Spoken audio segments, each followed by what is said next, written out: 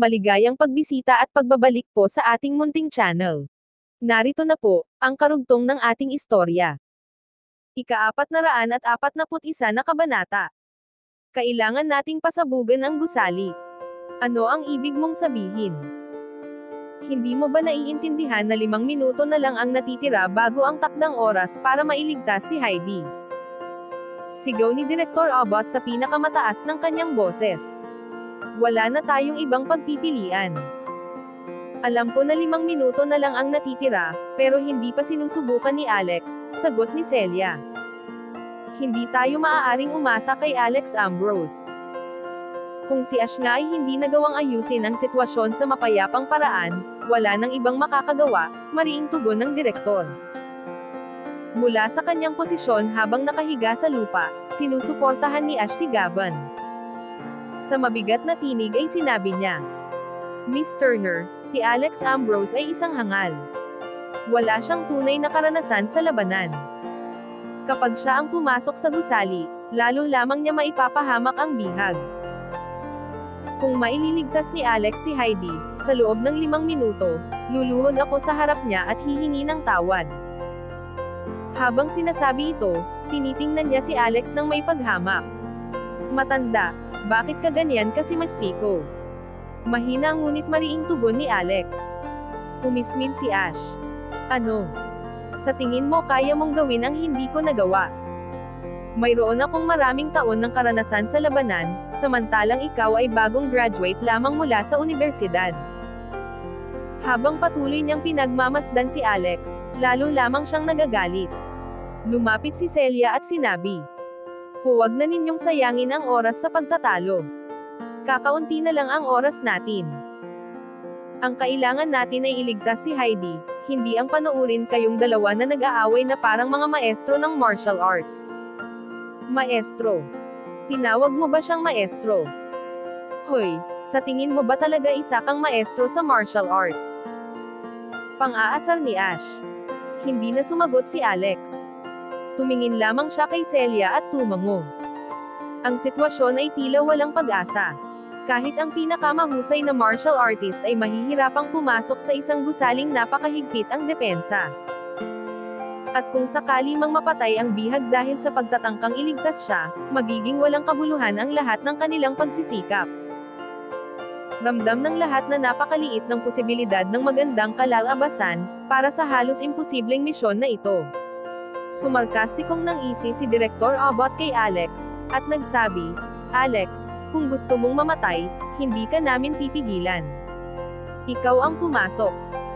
Sa totoo lang, ninanais niya talagang mamatay si Alex, upang mabawasan ang mga ebidensya laban sa kanya sa hukuman. Paglipas na kahit ano na ang mangyari sa akin, sabi ni Ash. Hindi na siya ang may anyong parang dalubhasa sa martial arts na dapat sanay siya.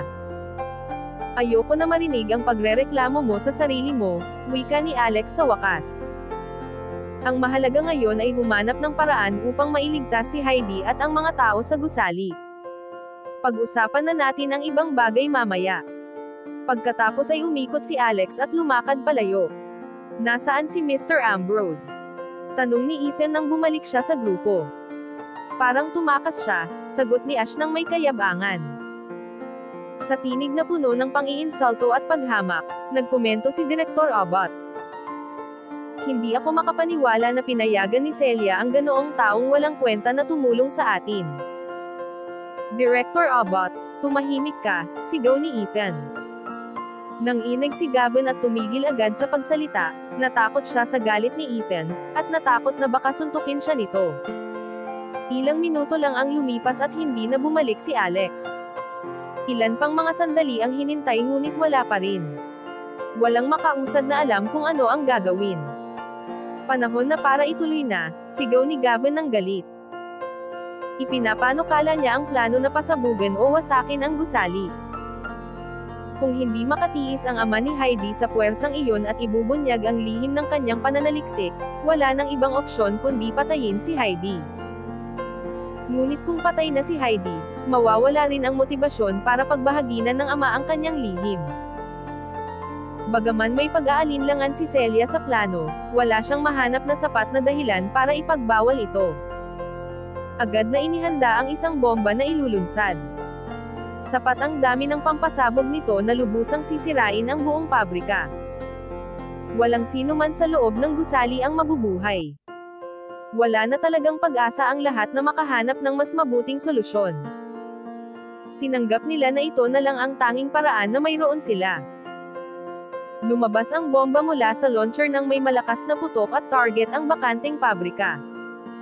Tumalikod sina Celia at Ethan. Kung pumasok nga si Alex sa loob ng pabrika para subukang iligtas si Heidi, malamang na mamamatay na siya ngayon, wala nang ibang posibleng katapusan. Tila hindi rin nagawang lutisin ni Alex ang krisis.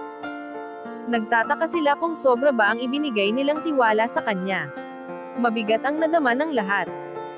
Ang pagbomba sa gusali ang tunay na huling hakbang, at wala sa kanila ang nais makasaksi ng ganoong trahedya. Alam nilang lubusang sisirain ng bomba ang bakanteng pabrika at lahat ng naroon sa loob. Lahat sila ay napahinga ng malalim. Ngunit biglang may isang nilalang na tila lumipad palabas mula sa ibabaw ng bubong ng pabrika. Tiningnan nila ito ng mausisa at napagtanto na si Alex iyon. Mukhang may mabigat siyang dinadala, ngunit lumipad pa rin siya ng may kahangahangang liksi. Ang bomba ay patungo ng diretso sa kanya. Napasinghap ang lahat sa matinding takot. Walang nang ahas na mag-isip o kumilos habang hinihintay ang susunod na mangyayari. At ang sumunod ay tunay na nakamamangha. Wala ni isa ang makapaniwala sa kanilang nasasaksihan. Habang malapit ng tamaan ng bala ang gusali ng pabrika, nagawa ni Alex na agawin ito at ilihis ang direksyon. Para bang may pumihil dito at ilang segundo itong nanatiling nakabitin sa hangin. Akala ng lahat ay tiyak na sasabog na iyon. Ngunit biglang nagbago ang direksyon ng paglipad nito, at dahan-daang bumagsak sa bubong ng hindi sumasabog.